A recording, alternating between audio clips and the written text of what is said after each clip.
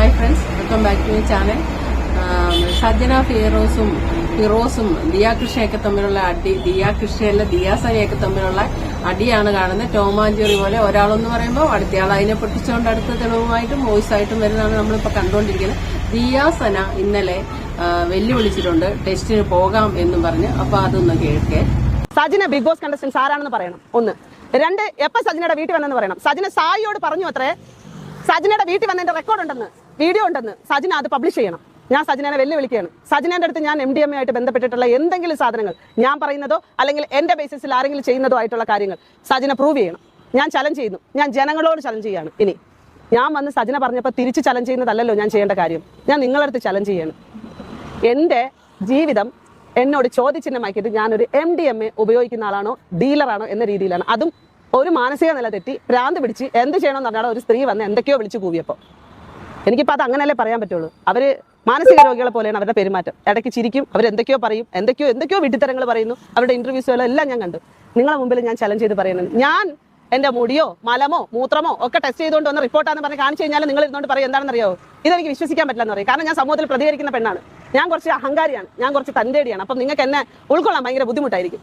അപ്പം ഞാൻ കൊണ്ടുവരുന്നതൊക്കെ ഫേക്കാന്ന് പറയും, ഫേക്ക് അലിഗേഷൻസ് വെക്കും. ഞാൻ നിങ്ങളോട് ചലഞ്ച് ചെയ്യുന്നു.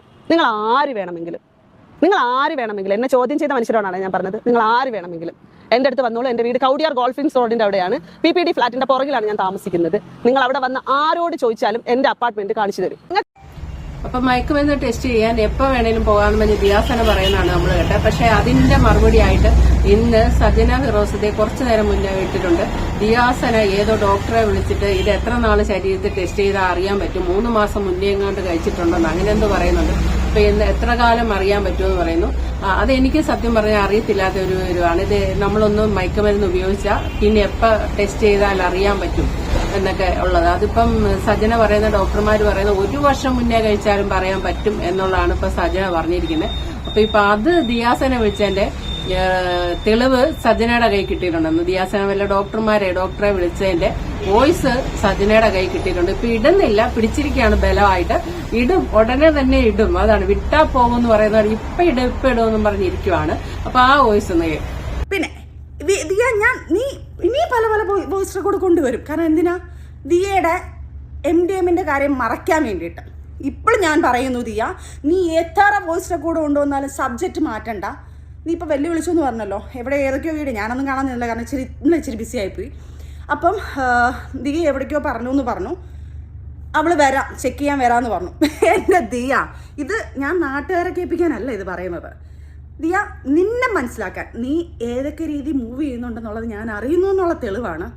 2 ദിവസം മുന്നേ ദിയ ഏതൊരു ഡോക്ടറെ വിളിച്ചിട്ട് 3 മാസം മുന്നേ ഒരു സാധനം ഇങ്ങനെ നടന്നത്, അത് ബോഡി കാണുമോ, ചെക്കപ്പ് ചെയ്ത് ഞാൻ കാണുമോ എന്നൊരു കാര്യം ചോദിച്ചത്, അത് എൻ്റെ കയ്യിലെത്തിയിട്ടുണ്ട് ദിയ. ഇതിപ്പം നാട്ടുകാരെ കേൾപ്പിക്കാനോ നിങ്ങളൊക്കെ പറഞ്ഞു കേൾപ്പിക്കാനല്ല, ദിയയ്ക്ക് മനസ്സിലാക്കാൻ ഞാൻ അതുവരെ ഇവിടെ അറിയുന്നുണ്ട്. അപ്പം ദിയയുടെ വ്യക്തമായിട്ട് പറയുക ദിയാസന, 3 മാസം മുന്നേ അല്ല, ഫെബ്രുവരി 15-ാം തീയതി 12-നും 12:30-ക്കും 1 മണിക്ക് ഇടയ്ക്കാണ് നീ ഈ സാധനങ്ങൾ ചെയ്തിരിക്കുന്നത്. വ്യക്തമാക്കി. ഇനി ഏതെങ്കിലും ഡോക്ടറിനെ വിളിച്ച് നോക്കുമ്പോൾ ഈ ഡേറ്റ് പറഞ്ഞിട്ട് വേണം ചോദിക്കാൻ. എൻ്റെ മോളെ, ഒരു 3-4 വർഷം എൻ്റെ അറിവിൽ ഞാൻ ചോദിച്ചത് 3-5 വർഷം 6 വർഷം എത്ര വർഷം ഇത് കാണും, ഹെയറിൽ ഇത് ചെക്ക് ചെയ്താൽ ഉണ്ടാവും എന്ന് പറയുന്നുണ്ട്. ബ്ലഡ് ടെസ്റ്റ് ചെയ്താൽ 1 വർഷത്തിനകത്ത് ഈ കാര്യങ്ങൾ അറിയാൻ പറ്റുമെന്നും പറയുന്നുണ്ട്. അപ്പം ഈ സാധനം പുള്ളിയിൽ നിന്ന് പോത്തില്ല മോളെ ഇത് ഉപയോഗിച്ച് കഴിഞ്ഞാൽ. നീ അതുകൊണ്ട് ടെസ്റ്റ് ചെയ്യാമെന്ന് പറഞ്ഞത് കൊണ്ട് എവിടെയാണ് വരേണ്ടത്? സജിന ചേച്ചിയും വരാം. സജിന ചേച്ചിയുടെ ബ്ലഡും ടെസ്റ്റ് ചെയ്യണ്ടേ, അല്ലെങ്കിൽ ഹെയർ എടുത്ത് ചെക്ക് ചെയ്യണ്ടേ? അപ്പം നമുക്ക് എല്ലാവർക്കും കൂടെ ഒരുമിച്ചിരുന്ന് ടെസ്റ്റ് ചെയ്യാം ഉടനെ തന്നെ. ഈ പറഞ്ഞ വാക്ക് മാത്രം പറഞ്ഞിട്ട് കാര്യമില്ല. എടി വീണ്ടും ഞാൻ പറയുക, നീ വന്ന് ടെസ്റ്റ് ചെയ്തില്ലെങ്കിൽ മോളെ ഞാൻ നിന്നെ മരണം വരെ വെറുതെ വിടത്തില്ല. നീ ചെയ്തിട്ടില്ല എന്ന് പറയുമ്പം നിന്റെ കൂടെ നിന്ന ആ പയ്യനും നീയും കൂടെയാണ് ചെയ്തത്. ആ പയ്യനെ ഞാൻ വിളിച്ചിരുന്നില്ല അതിനകത്ത്. പിന്നെ ബിഗ് ബോസ് താരങ്ങൾ 2 പേര്, അവരും ഇത് സാക്ഷിയാണ്. അവരെയും നിർബന്ധിച്ചതാണ് നീ. എൻ്റെ മക്കൾ സത്യം അവർ കഴിച്ചിട്ടില്ല, അവരും ചെയ്തിട്ടില്ല ഇത്.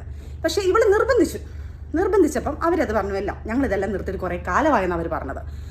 അപ്പം ദിയാസന ഇത് പറഞ്ഞില്ലെങ്കിൽ അവരുടെ മനസ്സിലുണ്ടല്ലോ ഇവൾ ഇത്ര വലിയ കള്ളിയാണെന്നുള്ളത്. പിന്നെ നീ പറഞ്ഞത് നീ ആണെങ്കിൽ നീ ഈ സാധനത്ത് നീ ചെയ്തില്ലെങ്കിൽ നീ ടെസ്റ്റ് ചെയ്യാൻ വേണ്ടി അവിടെ നിന്നിട്ട് ഞാനിപ്പം ചെയ്ത് കാണിക്കും എന്ന് പറയുന്ന ഒരാൾ എന്തുകൊണ്ട് ചെയ്യുന്നില്ല? വാ, ടെസ്റ്റ് ചെയ്ത് കാണിക്കും മോളെ. നീ ആരാണെന്ന് തെളിയിക്കും മോളെ. രോഗം നിന്നെ ഒരുത്തെ പിടിച്ചാൽ എത്ര പേരിനകത്ത് തൂങ്ങുന്നു അറിയാമോ? അതുകൊണ്ട് നിന്നെ സപ്പോർട്ട് ചെയ്യാൻ ഒത്തിരി പേര് കാണും. സർ, എല്ലാവർക്കും ഞാനൊരു കാര്യം പറയുക, ഇവളുടെ കോൾ റെക്കോർഡും അവളെ കോൾ ലിസ്റ്റും എടുക്കണം. അതിലെടുത്തു കഴിഞ്ഞാൽ ഇതിനകത്തുള്ള മാഫിയകളെല്ലാം വെളി വരും. കാരണം ഇവള് കോൾ വിളിക്കുന്നതും ഇവള് കച്ചവടം ചെയ്യുന്ന എല്ലാത്തിൻ്റെ ആൾക്കാരുടെ റെക്കോർഡ്സും കാര്യങ്ങളും ഇവളെ കോൾ ലിസ്റ്റ് എടുത്തിട്ട് അവരെ ഫോളോ ചെയ്താൽ ഞാൻ കറക്റ്റായിട്ട് കിട്ടും. അതുകൊണ്ട് അതും ഈ പറയുന്ന നിയമ നടപടികൾ എടുക്കുന്ന ആൾക്കാർ തീർച്ചയായിട്ടും എടുക്കണം. അപ്പോൾ അടുത്ത വീഡിയോ ആയിട്ട് സജന വീണ്ടും വരുന്നതായിരിക്കും, അടുത്ത വോയിസ് കേൾക്കാനും. Okay, bye. എന്തിനീ അളിഞ്ഞ അവിഹിതമൊക്കെ നിങ്ങൾ ഇടുന്നതെന്ന് എന്നോട് ചോദിക്കുന്നവരുണ്ട്. പക്ഷെ ഞാൻ ഇപ്പോഴും പറയുന്നു, ട്രെൻഡിങ് ആയിട്ട് നിൽക്കുന്ന വിഷയം എന്താണോ നമ്മൾ അതെടുത്ത് ഇടുന്നതെന്ന് മാത്രമേ ഉള്ളൂ. അല്ലാതെ നമ്മൾ റിയാക്ഷൻ ചാനലുമായിട്ട് ഇരുന്നിട്ട് വളരെ ആദർശം സൂക്ഷിച്ച് ഞങ്ങളൊന്നും ഇടുകയില്ല എന്നും പറഞ്ഞിരുന്നാൽ നമ്മുടെ ചാനലിൽ ഒരു കണ്ടന്റും ഇടാൻ കിട്ടില്ല. അങ്ങനെയാണ് നമ്മുടെ സോഷ്യൽ മീഡിയ ഇപ്പം. ഇവരൊക്കെ കൊണ്ടുപോയി സോഷ്യൽ മീഡിയയിൽ അവരുടെ വളരെയധികം പേഴ്സണലായ കാര്യം എടുത്തിട്ട് ഛർദ്ദിക്കുകയാണ് ചെയ്യുന്നത്. നമ്മൾ അതെടുത്ത് റിയാക്ട് ചെയ്യുന്നുള്ളൂ. കാരണം ഇത് കേൾക്കുമ്പം നമുക്കറിയാം ഇതിൻ്റെ അകത്തെ കുറെ സത്യങ്ങളും കുറെ പൊള്ളത്തരങ്ങളും ഇതിൻ്റെ അകത്ത് ലീക്കായി വരുന്ന വേറെ വിവരങ്ങളും ഒക്കെ നമുക്കറിയാവുന്നതാണ്. അതുകൊണ്ട് അങ്ങ് വീഡിയോ എടുത്തെന്ന് മാത്രമേ ഉള്ളൂ കേട്ടോ. Okay, thank you for watching. അടുത്ത വീഡിയോ കാണാം.